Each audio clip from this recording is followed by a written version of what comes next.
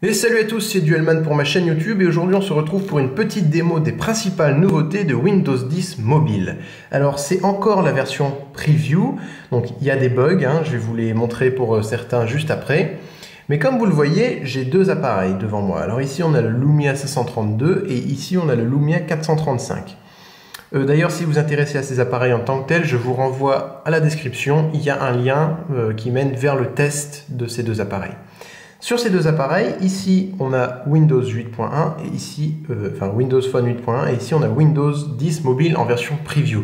Donc ça permet de se bien comparer les différences si vous avez oublié un peu comment c'était avant ou si vous n'utilisez pas Windows Phone au quotidien. Alors première chose, l'écran de verrouillage. Alors malheureusement ici on ne le voit pas.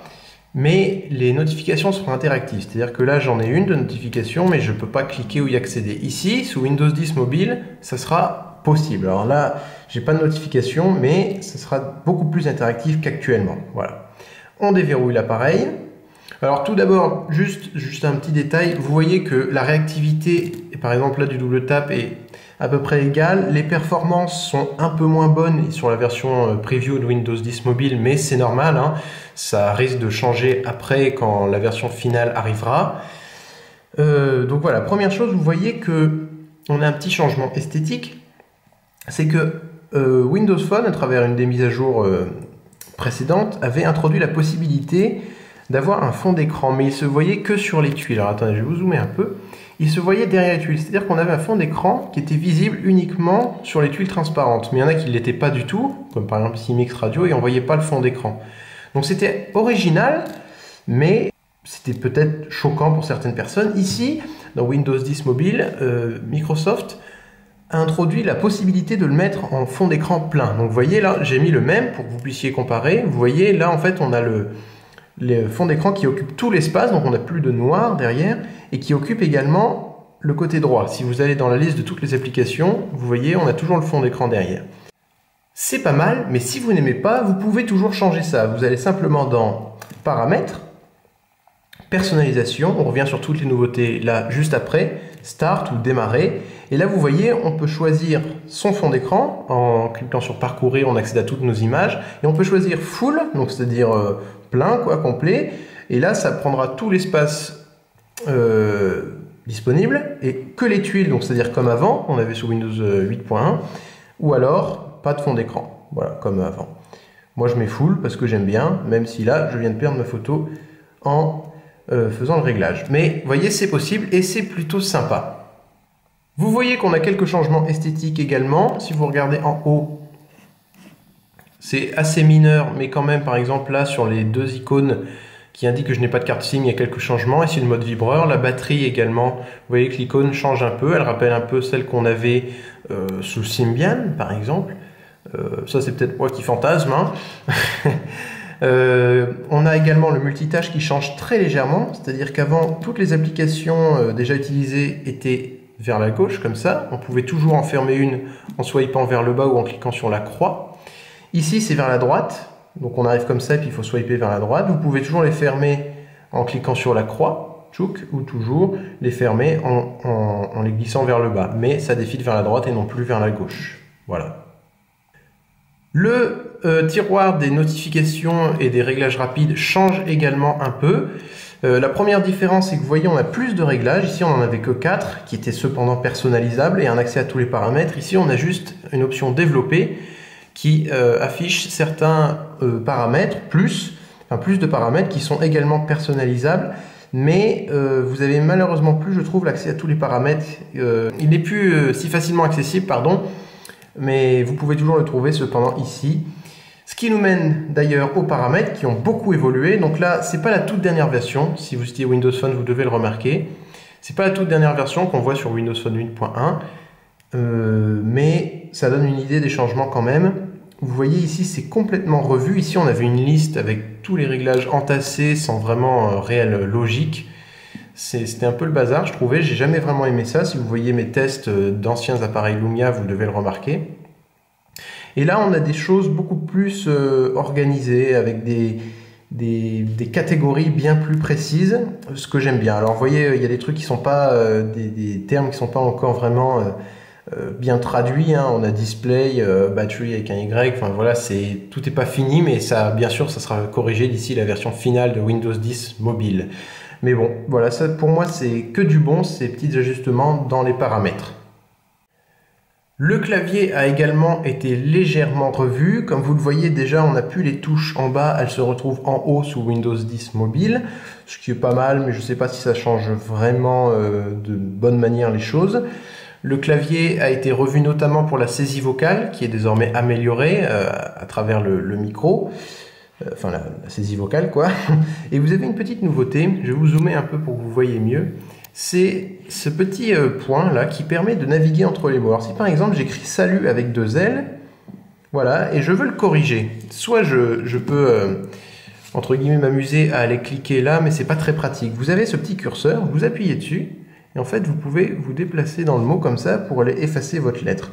Ça permet de se déplacer comme ça, c'est plutôt pas mal, en tout cas c'est une bonne idée. Moi j'aime plutôt bien l'idée, il faudra voir l'utilisation si ça aide vraiment, si c'est vraiment pratique, mais sincèrement je trouve que c'est une idée originale et intéressante qui fonctionne plutôt bien, même si là je galère. Au niveau des applications, on a une petite nouveauté, c'est l'apparition d'un navigateur de fichiers, qui ne fonctionne pas là, mais qui devrait fonctionner évidemment dans la version finale de Windows 10 Mobile. Donc un explorateur de fichiers comme on a sur beaucoup d'OS, hein, comme Android ou avant Symbian. C'est une très bonne addition, donc là ça ne fonctionne pas, mais vraiment l'idée est très bonne et je suis content de voir que Windows Mobile, précédemment Windows Phone, s'ouvre de plus en plus à travers les différentes versions. Et finalement, on a un changement qui est assez énorme, je trouve, c'est que dans beaucoup d'applications, donc là je prends l'exemple sur l'application de téléphone, mais c'est valable dans énormément d'applications, on a la disparition de ces grosses typos, type historique, numéro, favori, ici, qu'on avait depuis le début de Windows Phone finalement. On a vraiment un changement énorme, vous voyez ici, on n'a plus du tout ces grosses typos, qui faisaient l'originalité de Windows Phone. Moi j'ai jamais aimé, je trouvais ça assez peu pratique, c'était coupé là, enfin j'ai jamais vraiment accroché à ce truc là, enfin cette idée de grosses typos comme ça en haut, mais c'est vrai qu'objectivement ça faisait le côté original de Windows Phone. On pourrait dire ici que Windows Mobile ça fait un peu Android ou iOS. Est-ce que c'est bien? Je ne sais pas, parce que oui c'est plus ergonomique, mais pourquoi utiliser un appareil Windows Phone s'il n'y a aucune différence à part des choses moins bien que chez Android ou iOS? Je ne sais pas.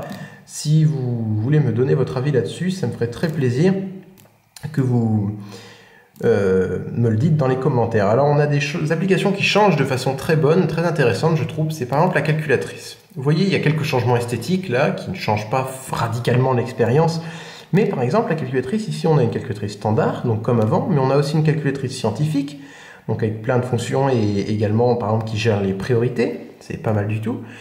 On a un programmeur et puis on a plein de convertisseurs que je trouve vraiment, vraiment sympa. C'est des bonnes additions. Alors tout le monde n'en aura pas forcément l'utilité, mais je trouve que ça peut être vraiment très pratique. Par exemple là, si on tape une vitesse 90 miles par heure, ça fait environ 145 km par heure, ce qui est égal à peu près 0,12 mètres, 40,23 mètres par seconde, et l'équivalent de 2 chevaux.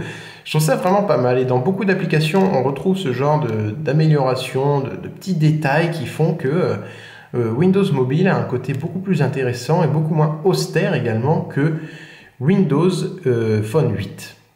Une des nouveautés qui n'est pas encore visible dans la version preview est l'arrivée d'une suite complète Office. Alors vous allez me dire, ben oui, mais on avait déjà une suite Office que vous voyez ici dans Windows Phone et même depuis toutes les versions. Oui, vous avez raison, sauf que si vous l'avez déjà utilisé, vous devez savoir que cette version d'Office qu'il y avait sur Windows Phone 8.1, mais même Windows Phone 7, etc., n'était pas très complète, n'était vraiment pas très complète. Mais là, Microsoft a annoncé l'arrivée d'une suite Office complète avec Word, Excel, PowerPoint, qui sera vraiment... là, on ne peut pas la voir malheureusement. Elle arrivera avec la version finale de Windows 10 Mobile, mais j'ai vraiment hâte de la voir parce qu'elle, selon leur démo, elle a l'air vraiment excellente.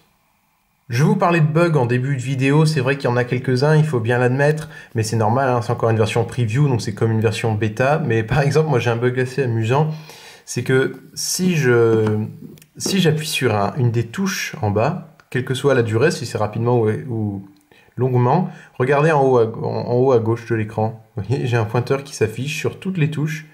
Ça affiche un pointeur. Donc si rapidement ou longtemps, c'est assez amusant.